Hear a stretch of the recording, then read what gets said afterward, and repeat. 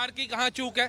सरकार ने तो ये भारत के अंदर शांति, एक कहते हैं विपक्ष ज्यादा उछल रहा है उसके लिए दो शब्द बोले। आप बताओ, भारत के अंदर ही भारत की बेटियां अगर पाकिस्तान में जाकर के शादियां करेंगी, बच्चे यहाँ पैदा करेंगी, कल को अगर भारत पाकिस्तान पे कोई हमला करता है तो वो अपने शोहर को बचाने के लिए उतरेंगी या भारत का पक्ष लेंगी?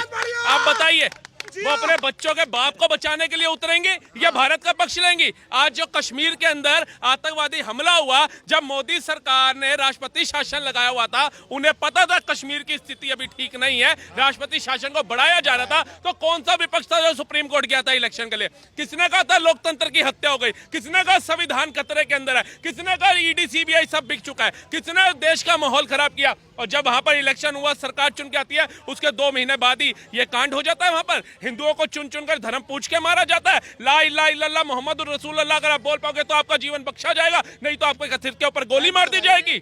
आप बताइए, ये देश इससे चलेगा? और जब भारत सरकार ऐसे लोगों के ऊपर कार्रवाई करती है तो बोला जाता है मुस्लिमों को प्रताड़ित किया जा रहा है। 2014 के कहाँ कार्रवाई हो रहा है? 10 दिन हो गया, अब तक कोई कार्रवाई हुआ ही नहीं। इनसे पूछिए, इनकी दादी ने बांग्लादेश जो बांटा था, क्या 2 दिन में बांट दिया था? 93,000 सैनिकों ने जो आत्मसमर्पण किया था, 1.5-2 महीने तक युद्ध चला था, तब जाकर के किया था, एक दिन में नहीं कर दिया था। लादेन जो बिल्डिंग में घुस गया था अमेरिका की, क्या ओबामा ने दूसरे दिन जाकर के वहां पे हमला बोल दिया था लादेन को मारने के लिए? बताइए, भारत के हर एक राज्य में बम फट रहे थे, कांग्रेस ने कितनी जल्दी फैसला लिया था? आप बताइए। है हमास के साथ जो युद्ध चल रहा है इजराइल का, इजराइल के आगे हमास टिकता है, फिलिस्तीन टिकता है, लेकिन कितने 3 से 6 महीने हो गए अभी तक चल रहा है। यूक्रेन रूस का युद्ध चल रहा है, रशिया के आगे कौन है? 5,000 से ज्यादा उसके बाद परमाणु शक्तियां, और यूक्रेन के पास एक भी नहीं है, फिर भी 3 साल से हम देख रहे हैं युद्ध चल रहा है। खत्म कर दिया, एक प्रोटोकॉल होता है। ये 140 करोड़ आवाम जो जनता है ना, इसको भी नरेंद्र मोदी ने देखना है। नरेंद्र मोदी प्रधानमंत्री है, किसी क्षेत्र के निगम पार्षद नहीं है कि सीवर का ढक्कन हट गया और बदलवाना उनको पकड़ लोगे। उन्होंने इंटरनेशनल मुद्दे देखने हैं, और जौन सी भाषा में वो समझ सकता है उसको उस भाषा में समझाया जाएगा। हमारी जल सेना हो, वायु सेना हो, थल सेना हो, तीनों को छूट दे दी गई है। कम से कम अपने प्रधानमंत्री पे यकीन रखो। जिसके कहने पे तुमने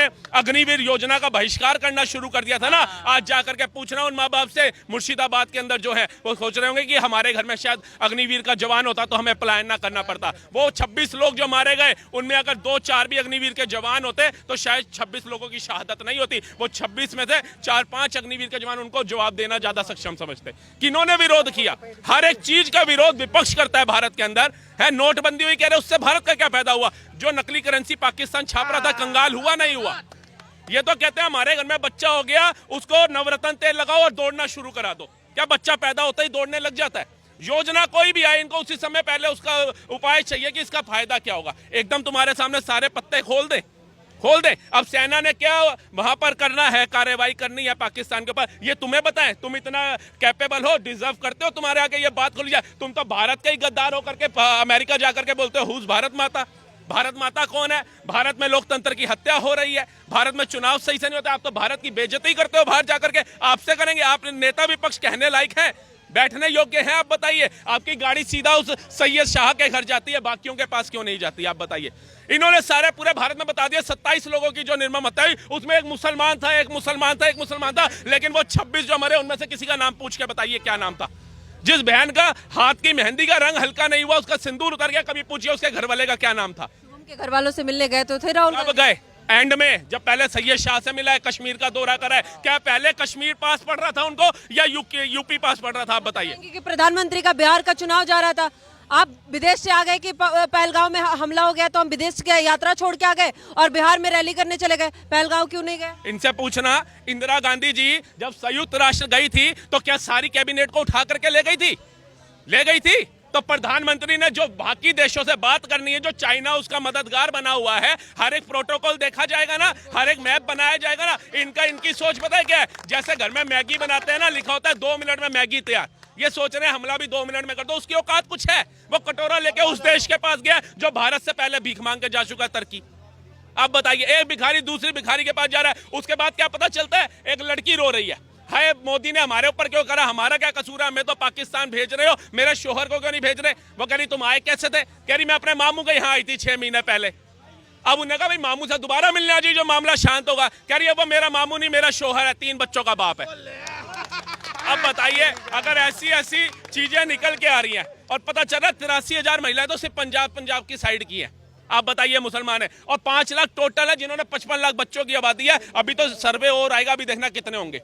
आप ये सोचिए कि हम भारत में खुद स्लीपर सेल्स को बुला रहे हैं कि आओ आप भारत में रहो। आप बताओ इंडिया गेट के पास कितनी पुलिस और फोर्स तैनात रहती है, आगरा में कितनी रहती है, फलानी जगह कितनी रहती है, उस जगह पे पुलिस और फोर्स की कितनी चहल पहल थी। अब जो चश्मदीद है उनके बयान सुनिए। अब उनके घर में जैसे 13वीं हो गई, 10वीं हो गई, फूल वो विसर्जित कर आए गंगा जी में। अब उनका जो दिल है ना वो बाहर कह रहे हैं, घोड़े वाले जबरदस्ती कह रहे थे हमें चलो ऊपर ऊपर चलो, और आपकी फैमिली के मेंबर्स पूछे थे, जिसके मेंबर ज्यादा थे उन्हें लेके जाया जा रहा था। ये कहीं ना कहीं जो डंकियां निकल रही हैं इनके घरों के अंदर, जो तिजोरियां बना रखी है इतनी बड़ी बड़ी आतंकवादियों को बिठाने के लिए, हम कैसे कहें कि भैया इन्होंने विश्वासघात नहीं किया हमारे देश के साथ, हमारी सेना के साथ विश्वासघात नहीं किया। और दूसरी बात है, इनमें से ज्यादातर लोग आकर के डंके की चोटें बोलते हैं, कश्मीर को हम भारत का हिस्सा नहीं मानते थे, कश्मीर बनेगा पाकिस्तान बोलते हैं। और आज भी वीडियो आ रही है, इतना बड़ा हादसा होने के बाद, इतनी बड़ी कायराना हरकत करने के बाद भी वहां के लोग कह रहे हैं ना कि भैया इसमें इंडिया का ही हाथों का पाकिस्तान का नहीं हो सकता, पाकिस्तान के झंडे इसी देश में हटाए जा रहे हैं ना।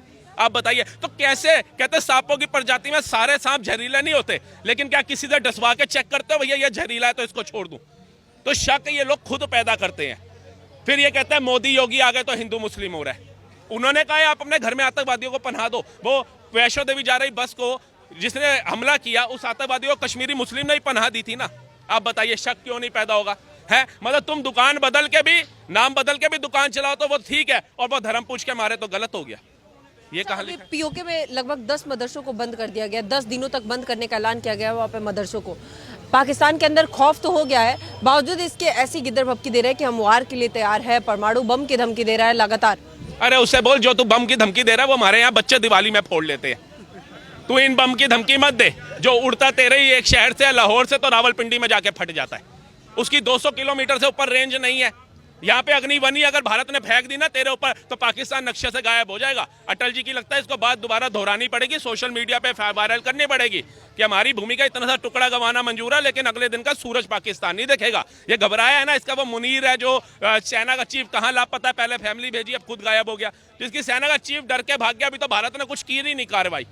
जिसके वहां के नुमाइंदे जो हैं, जो सेना के अधिकारी हैं, वो रिजाइन दे रहे हैं, कह रहे हैं हमारा इस्तीफा ले लो, हमें अपने बच्चे देखने हैं। वो करेगा भारत से। और मैं तो कहता हूँ भारत को जब तक आप एक मैप सेट नहीं करते तब तक एक चीज करते रहिए, पानी रोकिए, पानी छोड़िए, इनको डुबा डुबा के मारो, क्योंकि डूबने लायक ही है ये लोग, साफ रहने लायक नहीं, ऐसी बहाने नहा धो भी लेंगे।